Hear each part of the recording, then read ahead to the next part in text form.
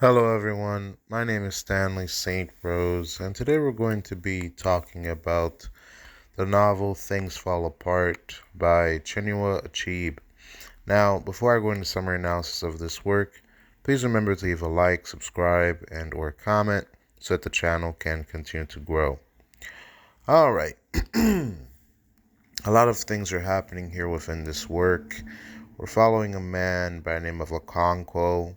Um, This is a look into African culture.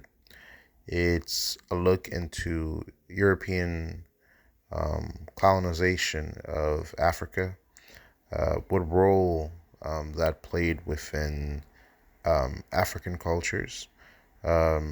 It's quite significant. It's not every day that you find a novel like this. So many things are happening, a lot of things happening between the tribes, between uh, the missionaries, the churches, the different views of God or the African gods. Okonkwo has wives, not one wife. And just understanding his life, his choices, his people, the relationship between tribes and going to war. There's just a lot going on here. It's a very significant novel when you follow Okonkwo. Okonkwo, the things that drive him is basically he doesn't want to be like his father. His father is not as passionate as Okonkwo. He's not as successful as Okonkwo. He doesn't have the ambition and desire to be something in his life. And by watching his father, Okonkwo decides early in his life that, he's going to make something of himself. He's a great wrestler. He's a farmer. He knows how to work hard, and he develops this mentality that I'm going to make something out of myself through hard labor, and I'm going to make money, and I'm going to make my tribe proud of me and my accomplishments. He leads his people to war. He has kids. He's just doing everything that's well.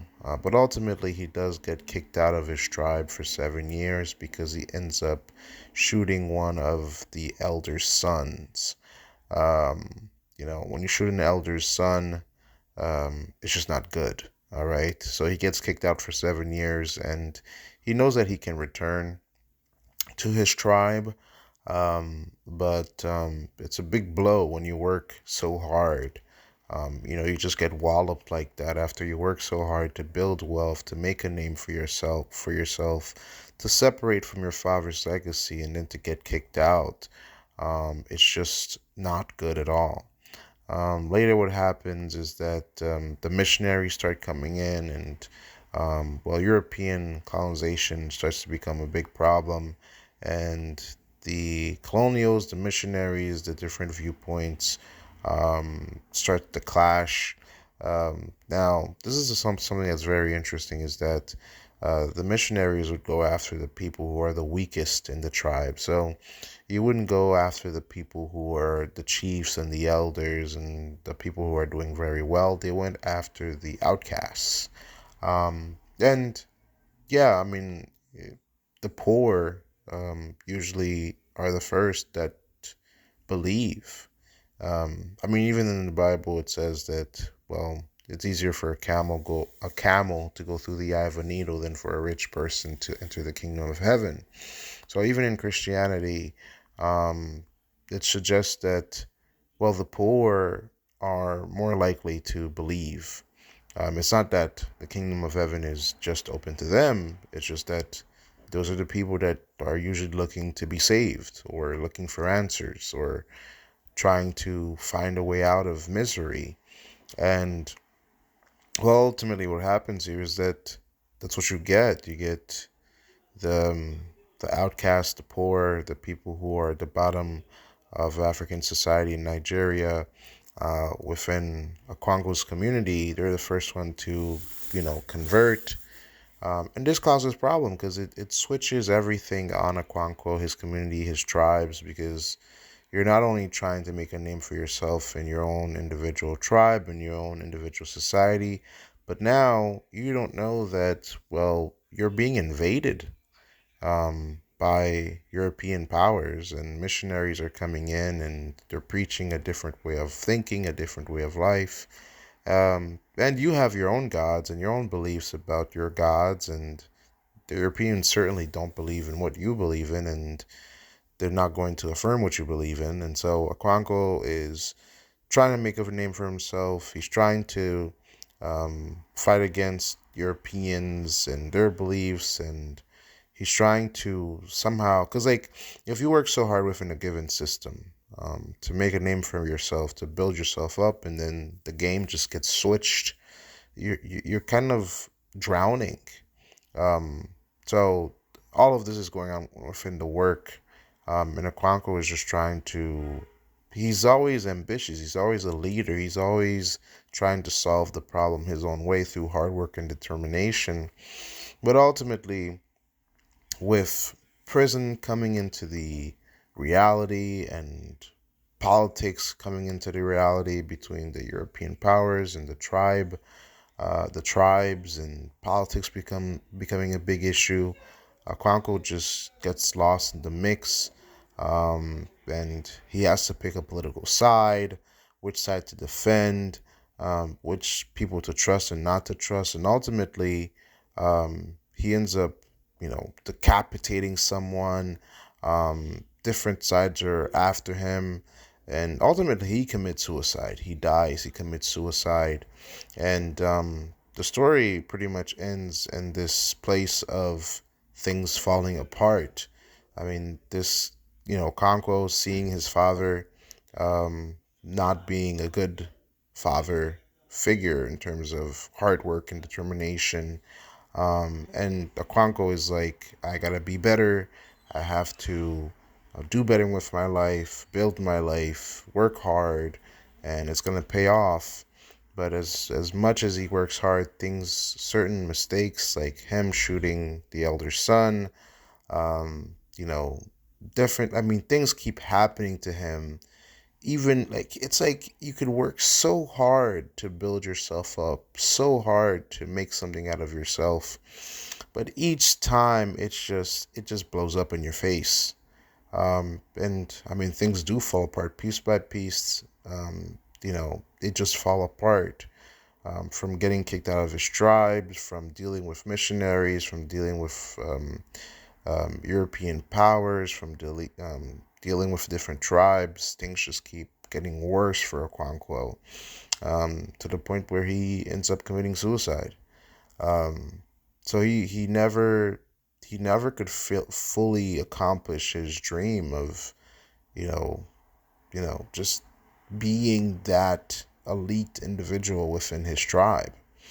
In terms of deeper meaning and analysis, this is a very interesting work. Again, you're not really used to seeing this in literature, African culture, and um, the you always get the slave narrative in literature when it comes to Africans and just black people in general. But this is not a slave narrative. This is a narrative. This is a story. This is a novel that shows you this individual story of how he wanted to build himself up, how he wanted to make his legacy. But then the game gets switched, the rug gets pulled from underneath his feet, and he has to make something out of the world that he finds himself in, and ultimately he can't make his own legacy. He can't beat what he's going through, and he ends up committing suicide, and his people won't even touch him because, well, to them it's a great sin that he commits, a great darkness that he commits by killing himself, by committing suicide, you know. um so the nuance and the levels of interpretation here are immense. The different characters that show up within this work are immense. As a recommendation, do I recommend this for reading. Yet, yes, I do. I think the nuance of characters, of people that show up within this work, the details that it talks about, to the relationship between fathers and sons, is immense. Sometimes your father, when he's lazy, when he's a do nothing, sometimes your will to separate from your father's legacy will push you to do great things. There's this idea within society that I like to say sometimes: when kids have it too easy and everything is handed to them on a sliver, or like when everything is handed to you, you tend not to be as ambitious, because like if you are the child of a millionaire or a billionaire, like working hard to become a lawyer or a doctor or somebody, it's like your parents have already made all the money in the world, and whatever they're going to leave you is more than you could ever make. Or it's just sometimes when you have everything, when you're born into the world, it's like your parents don't leave anything for you to do. That's why a lot of times you see the children of really rich people, they just go off the track, because when you're born into wealth, you're born into money. Well, as soon as you start to get into your late teens or early 20s, you just want to spend, because I mean your parents have an endless supply, so you don't have to worry about struggle. You don't have to worry about having a hard time. So if you can't, you know, if you don't have to worry about those things, you just will do whatever you want. And that's why a lot of times the children of celebrities and things like that, they usually end up in horrible situations. I mean, Aquanko here, he saw how indebted his father was, how lazy his father was, how a do nothing his father was, and he was like, I'm gonna make something of myself. But reality and society did not see it that way. Um, Society, reality, fate just kept on pushing Okonkwo down. No matter how brave, how strong, how determined he was, he just couldn't beat the wave. The wave just kept on beating him back.